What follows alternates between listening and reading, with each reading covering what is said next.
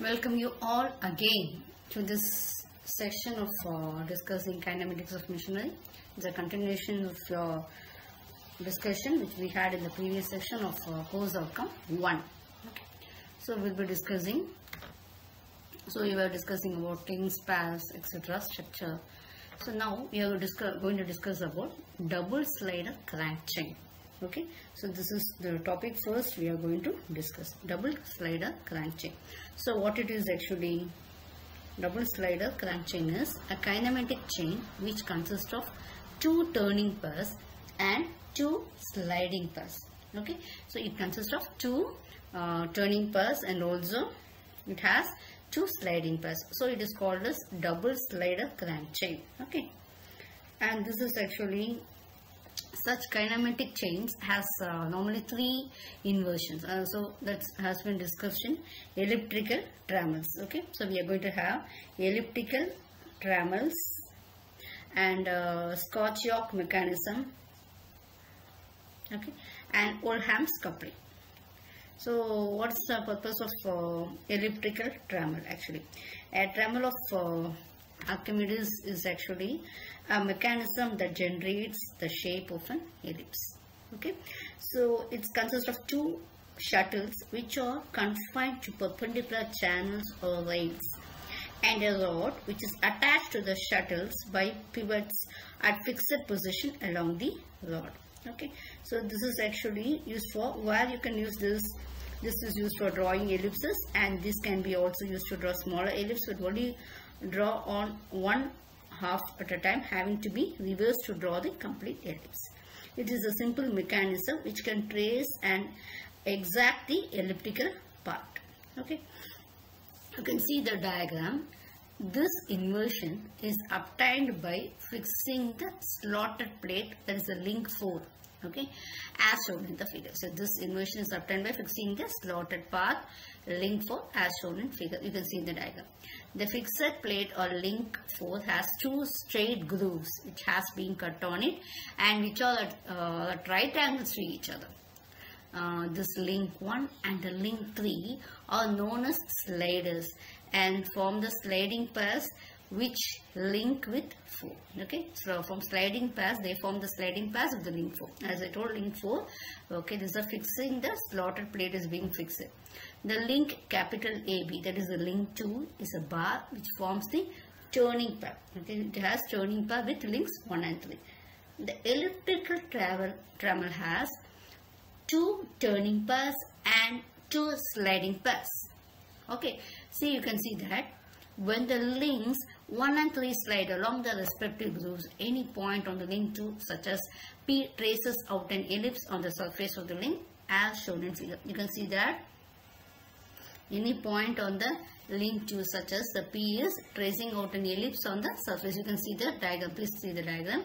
A little consideration will show that AP and BP, okay, here this P, AP and BP are the semi-major axis and semi-minor axis of the ellipse respectively. Okay, so again I am saying this elliptical trammel has two turning pairs and also has two sliding pairs. Okay, next one, this is actually an animation which is an indication how an ellipse is being created. Okay, so this is also, and you can see this ellipse generator mechanism. This is being done in order to make your facilitate easier understanding. Okay, this is a visual representation of an elliptical trammel. Okay, next one, Scotch-Yoke mechanism. Okay, this is a Scotch-Yoke mechanism. The Scotch-Yoke mechanism is used for converting the linear motion into rotational motion and also vice versa. Again saying, this linear motion will be converted into rotational motion, and also this rotational motion will be converted into linear motion. So that is the purpose of Scotch-Yoke mechanism. It is also called as the slotted link mechanism. Okay, it is a reciprocating motion mechanism, and okay, the piston or other reciprocating part is directly coupled to a sliding yoke with a slot that engages a pin on the rotating part. You can see that Okay, so the piston or the reciprocating part is here. You can see that it's being directly coupled to a sliding yoke with a slot that engages a pin on the rotating part. So what is the use of this actually? Is most commonly used in control valve actuators in high pressure oil and gas pipelines. Okay, and also in various internal combustion engines we are using this Scotch yoke mechanism. Now you can see this. So what is this? Here you can please see the diagram.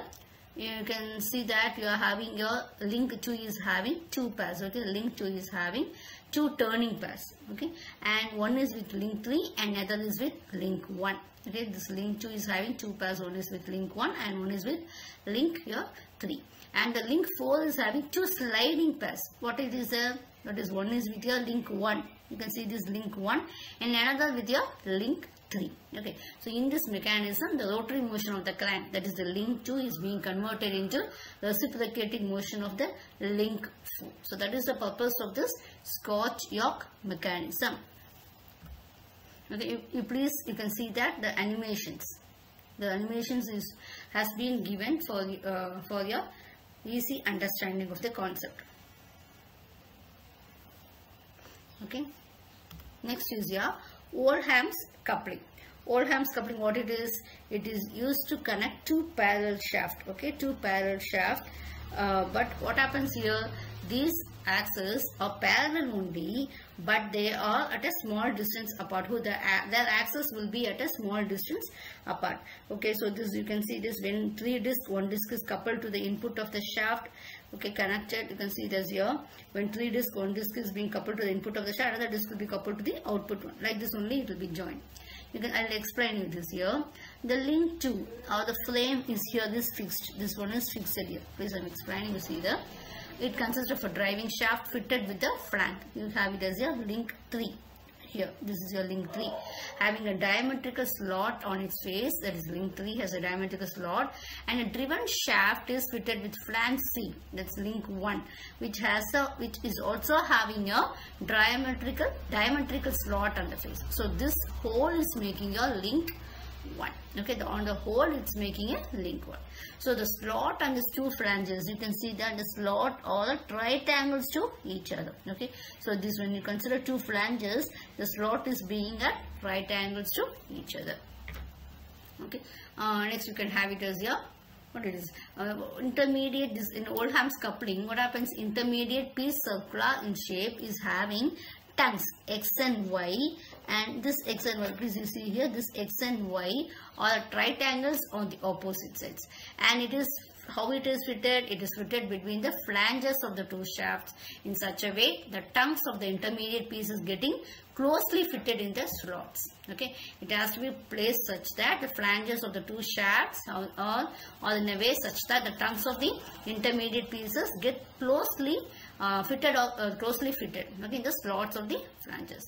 So the intermediate piece, circular piece, you can see that capital E, isn't it, here, will be forming a link 4 which is sliding between the flanges, and when driving shaft rotates through certain intermediate driving shaft is rotating with the help of your intermediate link 4. Okay, so this is your description of your Oldham's coupling. Okay, you can see I have given some animations of how it is working so that you can easily understand. You can see these 2 shafts are actually parallel with each other, but their axes are apart. Okay, and the motion is being transmitted. And again, thank you all for your patient listening.